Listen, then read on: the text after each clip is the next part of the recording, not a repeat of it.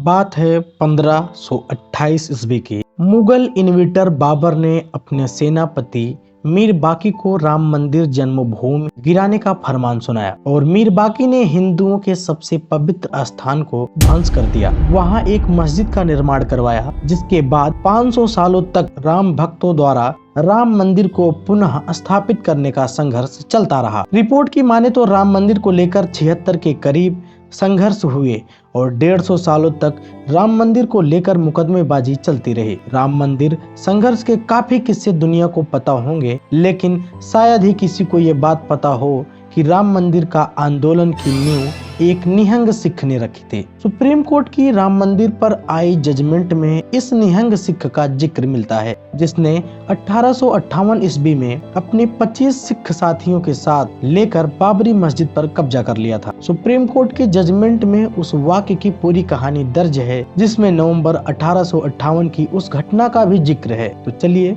सुनाते हैं राम मंदिर से जुड़ा 165 साल पुराना किस्सा। सुप्रीम कोर्ट के जजमेंट में दर्ज रिकॉर्ड के मुताबिक 1856-57 के दौरान एक दंगा हुआ था। हिस्टोरिकल रिकॉर्ड के मुताबिक इन दंगों में हनुमानगढ़ी और बाबरी मस्जिद थे। इस दंगे से पहले हिंदू और मुस्लिम दोनों पक्ष बाबरी में पूजा अर्चना करते थे। ये घटना तब की है जब भारत पर ईस्ट इंडिया कंपनी का राज खत्म हुआ और हमारा देश सीधे ब्रिटिश राज्य के अंदर आ गया। इस घटना के बाद मस्जिद के अंदर के हिस्से और बाहरी आंगन में एक ईंटों की बाउंड्री बना दी गई, ताकि दोनों पक्ष बिना किसी झगड़ा के पूजा अर्चना कर सके। मंदिर के अंदरूनी हिस्सों में नमाज पढ़ी जाती थी और बाहरी हिस्सों में राम भक्त पूजा अर्चना करते थे। हालांकि दोनों पक्षों को मस्जिद से लेकर दोनों पक्षों में झगड़ा होता रहता था और हिंदू पक्ष लगातार पूजा अर्चना करने की मांग उठाता रहा। फिर नवंबर 1858 में कुछ ऐसा हुआ जिसने राम मंदिर का आंदोलन को नई रफ्तार दी। सुप्रीम कोर्ट के जजमेंट में यह जिक्र मिलता है कि 28 नवंबर 1858 को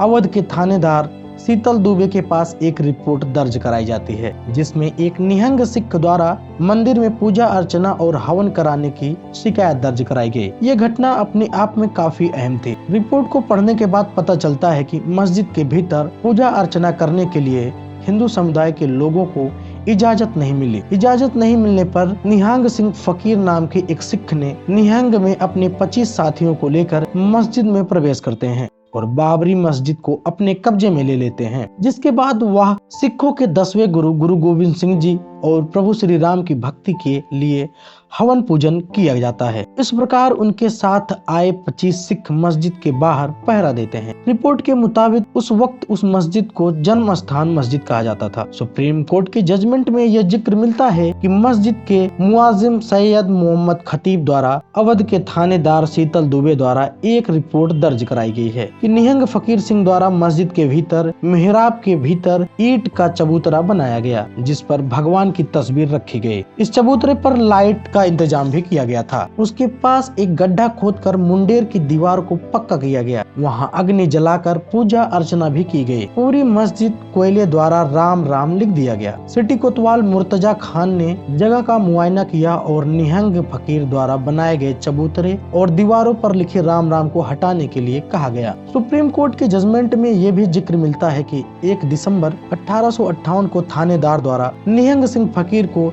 समन भेजा गया। जब थानेदार द्वारा निहंग सिंह फकीर को दबाने की कोशिश की गई तो उन्होंने जवाब दिया कि हर जगह निरंकार की है। पूजा अर्चना करने के बाद निहंग सिंह फकीर और उनके साथियों ने चबूतरा बनाकर ये साफ कर दिया कि मस्जिद के बाहर बनी रेलिंग राम भक्तों को मस्जिद के अंदर पूजा करने में नहीं रोक सकती। निहंग फकीर सिंह साथी मस्जिद के पास 2 साल तक डटे रहे। एक तरफ मस्जिद में अजान होती तो दूसरी तरफ शंखनाद किया जाता था। इससे पहले ये घटना सदियों में कभी नहीं हुई थी। ये लगातार काफी वक्तों तक चलता रहा। सुप्रीम कोर्ट की जजमेंट में 5 नवंबर 1860 को यह जिक्र मिलता है, बाबर आजम ने चबूतरे को हटाने के लिए मुस्लिम पक्ष द्वारा डिप्टी कमिश्नर को एक एप्लीकेशन दी गई, जिसके बाद निहंग फकीर सिंह के साथियों को मस्जिद से हटाया गया। हालांकि निहंग सिंह जी ने राम भक्तों के लिए एक चबूतरा बनाकर एक नया दरवाजा खोल दिया था, जिसके बाद मस्जिद के भीतर पूजा अर्चना करने के लिए 1877 में एक रास्ता भी खुल गया और अब निहंग